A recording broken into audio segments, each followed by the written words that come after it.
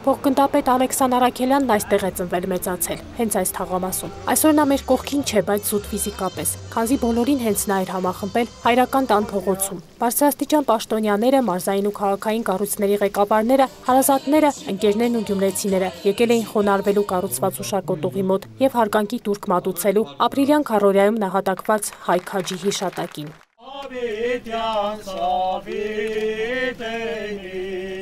Ամեն ալելույա,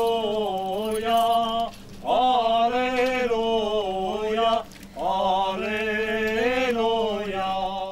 Հուշակոթողը բացեցին փոխգնդապետ Արաքելյանի դուստրն ու որդին, պաշտպանության նախարար Սերյան Օհանյանի օգնությամբ, ծաղիկներ դրվեցին։ Խնկարկման արարողությունից հետո Միքայել եպիսկոպոս Աճապահյանի խոսքը հնչեց. մահեր կան, որոնք անմահությամբ են պսակվում։ Մեր հերոսները ապրիլյան եղան այդպիսի հերոսներ, որոնք իրենց մահով հաղթեցին մահվան և սկսեց իրենց անմահության շրջանը։ Եվ երանի մեր ժողովրդի բոլոր զավակները խաղաղության մեջ չէ պատերազմում, որտեղ խաղաղության մեջ էլ կարելի է այնպիսի գործեր անել, որ երբ մահը վրա հասնի, սկսվի անմահությունը։ Հուշակոթող ունենալու նախաձեռնությունը Հայաստանի ազգային օլիմպիական կոմիտեի մարզային ներկայացուցչության տնօրեն Արմեն Բադեյանինն է։ Փոխգնդապետ Արաքելյանին անձամբ է ճանաչել եւ իր պարտքն է համարել ընկերոջ հիշատակն հավերժացնելը։ Երբ արդեն Ալիկ Արաքելյանին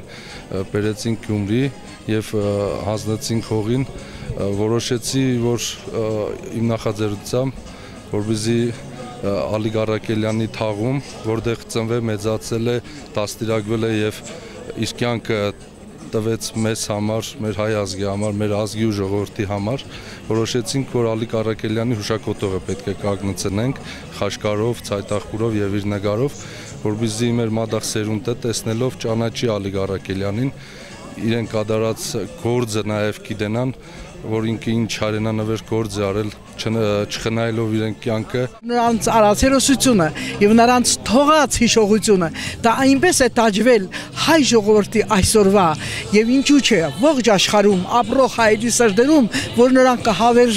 կհավերժվեն ինչպես հայն է հավերժվում, քանզի նրանց մասնակցություն, նրանց թափած այրունը հայի հավերժության համար է եղել։ Անձամբ փոխգնդապետին չեմ ճանաչում, բայց այդ դեպքերից հետո շատ մոտ հարաբերությունների մեջ եմ իր ընտանիքի,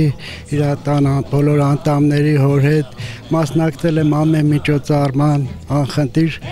եւ այսօր եկել եմ հուշակոթողի բացմանը։ Ցավով ու ափսոսանքով է հիշում զինվորականին պաշտպանության նախարար Սերյան Օհանյանը։ Նախարարը վստահ է, հուշակոթողը, որն Ալեքսան Արաքելյանի հիշատակին է նվիրված, հայրենասիրության վառ օրինակ կլինի մատաղ սերնդի համար։ Յուրաքանչյուր ապրիլյան գարուն 2016 թվականի հերոսական օրերի մասին կհիշեցնի բոլորին։ Այստեղ ծաղիկներ կդրվեն ու մեծարանքի խոսքեր կասվեն։ Հաղթանակները պտղաբերում են, երբ դաշտերը ողողված են այրամբ։ Պաշտպանության նախարարը նժդեյան խոսքերն է մեջբերում։ Ըստ էության այսօր մենք Ալեքսան Արաքելյանին հիշատակի տուր տալով մենք հիշում ենք ապրիլյան քարոզարիա մարտական գործողությունների բոլոր մեր զոհված ընկերներին։ Հիշում ենք 14-15 թվականի մեզ պարտադրված դիվերսիոն գործողություններում զոհված բոլոր մեր ծառայեկից ընկերներին եւ ընդհանուր առմամբ հիշում ենք այն մարդկանց, ովքեր իրենց կյանքը տվել են այսօրվա մեր խաղաղ արարման, որոնց թափված արյամբ մեր ժողովուրդը այսօր կարողանում է խաղաղ պայմաններում արարել եւ մտածել մեր ազգի ապագայի մասին։ Ես անհարմար եմ զգում մոտենալ զոհված զինվորների ծնողներին, որտեղ ես չգիտեմ իրենց ինչ ասել, որտեղ ես որպես պատգամավոր մեղքին բաժին ունեմ, որ չկարողացանք այնպես անել, որ այս զինվորները մեր հայրենիքը պաշտպանող զինվորները չմահանան եւ ես ասում եմ ինչքան որ ես կարող եմ իմ ողջ ներուժով որպես միջազգային կառույցներում պատգամավոր ես պիտի հասնեմ նրան որ գոնե այս զինվորների հիշատակի առաջ միջազգային հանրությունը Ադրբեջանին ճանաչի ռազմական հանցագործ եւ ագրեսոր դա իմ հոգու պարտքն է առաջին հերթին որպես Հայաստանի Հանրապետության քաղաքացի Ուսանողական նստարանից մինչև անձնական մտերմություն, փոխգնդապետ Արաքելյանի բացառիկ կամքն ու ոգին, նրա կենսախնդությունն ու նվիրալ կերպարը դասախոսական աչքից չի վրիպել։ Պաշտպանության նախարարության խոսնակ Արծրուն Հովհաննիսյանն է ալիքից հուշեր պատմում։ Ես իրեն կուրսանտ ժամանակ եմ տեսել, շատ կարճ ժամանակ, երբ որ ես ավարտական կուրսում եմ եղել, ինքը ընդունվել է Վազգեն Սարգսյանի անվան ռազմական ինստիտուտ, չնայած այդ ժամանակ շատ չենք շփվել։ Այո, շուրջ 6 ամիս բախտ եմ ունեցել, այսպես անվանեմ, իր եւ իր կուրսեցիներին արդեն ռազմական ակադեմիա սովորելու ընթացքում դասավանդել։ Այն առաջի տպավորությունը, որ այսպես որպես սպայից կարող էր ֆիքսել, դա այն էր, որ ես գործ ունեի իդեմս ալիքի, ուրեմն մի հատ տիտանական էներգիայի կուտակում ունեցող մարդու հետ, աշխուժ,